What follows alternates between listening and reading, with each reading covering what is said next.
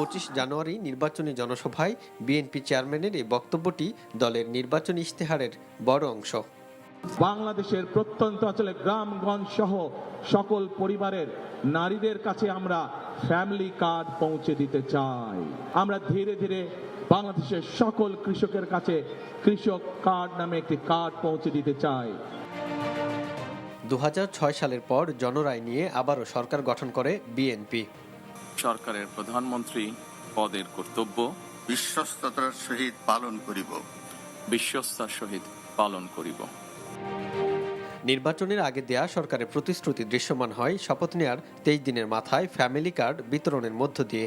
নির্বাচনের পূর্বে আমরা বাংলাদেশের মানুষের কাছে প্রতিশ্রুতি দিয়েছিলাম যে বিএনপি সরকার গঠন করতে সক্ষম হলে আমরা এই ফ্যামিলি কার্ডের কাজ শুরু করব। খাল খনন ও পুনঃখনন কর্মসূচি চালু, ইমাম মুয়াজ্জিন পুরোহিতদের ভাতা প্রদান, খেলোয়াড়দের জন্য ক্রীড়া আর কৃষকদের সুবিধা দিতে কৃষক কার্ডের পাইলট কর্মসূচির উদ্যোগকে দেখা হচ্ছে সরকারের সফলতার অংশ হিসেবে। এছাড়া স্বাস্থ্য, শিক্ষা খাত সহ দেয়া বেশ কিছু প্রতিশ্রুতি রয়েছে উদ্বোধনের অপেক্ষায়।